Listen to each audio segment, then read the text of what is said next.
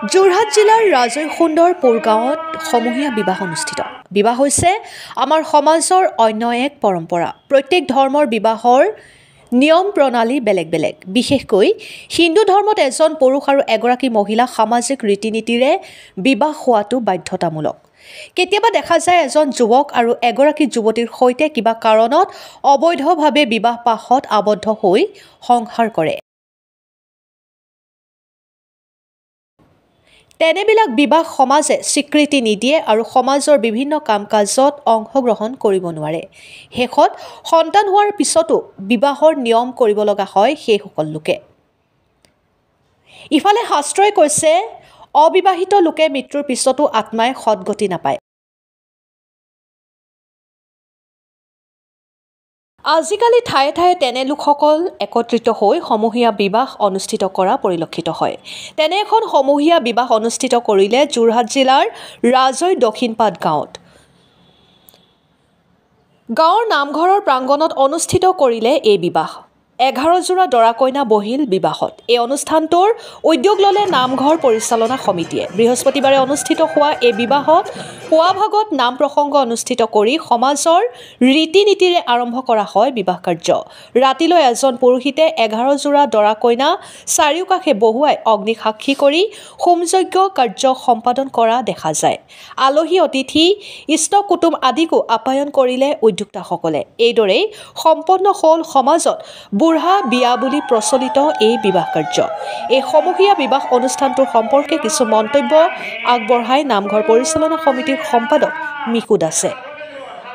মৰিয়নিৰ পৰা সূৰ্য দাসৰ ৰিপৰ্ট, নিউজ 24 অসম।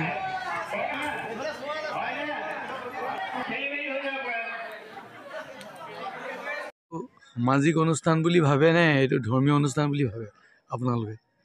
আমি ধৰ্মীয় বুলিয়ে ভাবোঁ। সমাজৰ ক্ষেত্ৰত ধৰ্মৰ লগতো জড়িত হৈ আছে, কাৰণ সমাজত ধৰ্মটো নাথাকিলেও সমাজখন নাথাকিব। গতিকে দুইটা পৰম্পৰা ৰক্ষা কৰিয়ে এই কামটো কৰা হৈছে। আপোনালোকৰ কোনটো পথত বিয়া হৈছে এতিয়া?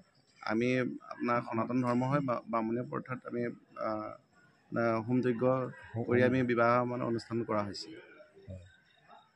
আপোনালোকৰ কি গাঁও এইডোখৰ? আমাৰ এখন ৰাজৈ দক্ষিণপাট গাঁও। হয়। আচলতে আগত ৰাজৈ নতুন দক্ষিণপাট বুলি আছিলে, এতিয়া বৰ্তমান আমি ৰাজৈ দক্ষিণপাট গাঁও বুলি কওঁ। আৰু এই অনুষ্ঠানত বিভিন্ন জেগাৰ পৰা বিভিন্নজনে আমাক সহায় সহযোগিতা কৰিছে এই অনুষ্ঠানটোৰ কাৰণে। আমি সকলোকে এই অনুষ্ঠানত ধন্যবাদ দিছোঁ তেওঁলোকক আমাক সহায় কৰাৰ বাবে।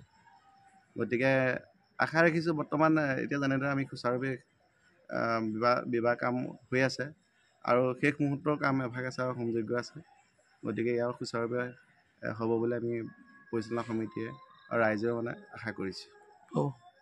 আজি আকৌ বিয়া পাতিছে, এইটো কেনেকুৱা লাগিছে আপোনাৰ? ভালেই লাগিছে আৰু ইমান দিনৰ মূৰত আমি বিয়া পতা এতিয়া 10 বছৰ হ'ল। 10 বছৰ পিছত আমি এতিয়া নিয়মখিনি কৰিবলৈ পাইছোঁ, ভালেই লাগিছে আৰু। এতিয়া একেলগে যে পাতিছে এইটো আপোনাৰ একো লাজ ভয় একো লগা নাই? নাই ভাল লাগিছে, ফূৰ্তি লাগিছে। সকলোৱে যে আমি একেলগে কৰিব পাৰিছোঁ, এনেকুৱা এটা অনুষ্ঠান কৰিব পাৰিছোঁ আমি।